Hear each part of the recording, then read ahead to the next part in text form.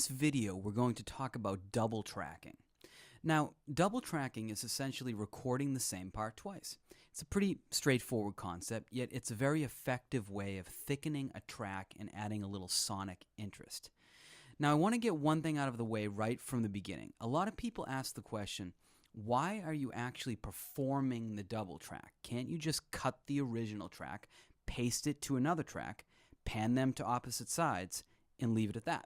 Well, the answer is yeah, sure, you can do that, but you're not going to get the full effect of the technique. You see, if you cut and paste the exact same track and pan them opposite each other, you're going to end up with a mono track because each side is outputting the exact same track. Consequently, you won't get any width to the track because it's just going to sound like it's straight up the middle. Now, of course, you could move the cut and pasted track up or back a few samples to achieve some width.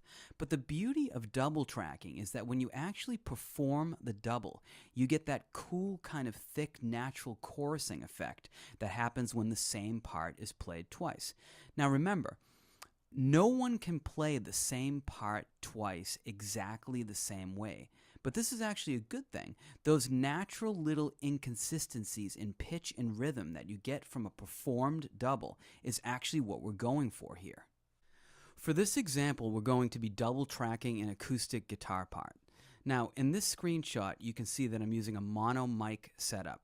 Now, I'm choosing a mono mic setup as opposed to a stereo mic setup because if I mic both tracks with two mics, that ends up being 4 mics in total and probably just a little too much sonic information that I need to achieve the sound I want.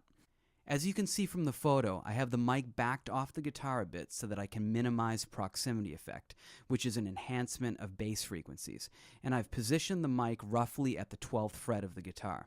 Now, you may choose a slightly different mic setup depending on the guitar you're recording and the sound you're going for, but this is what worked for us. Now let's go over to Logic and listen to the track.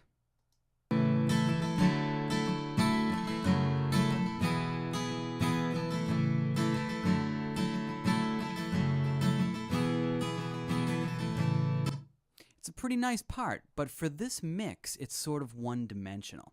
It's panned directly up the center, so I'm not getting any stereo imaging, and overall, it's just a little on the thin side. So what I'm going to do is pan the original track that you just heard, hard left. Now I'm going to bring in my performed double, pan it hard right, and let's check that out.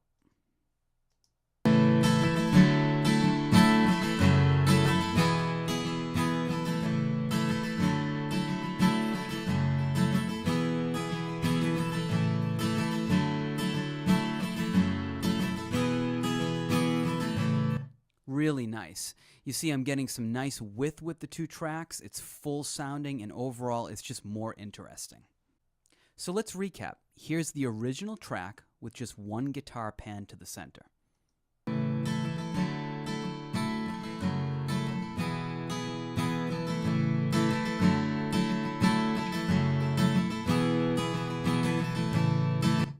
And here's the double-tracked guitars panned hard left and right.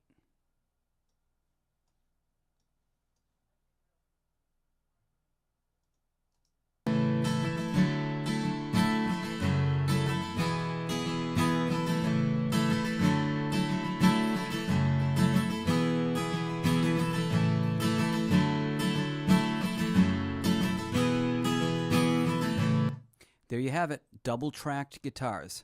Hope you enjoyed this, and I'll see you next time.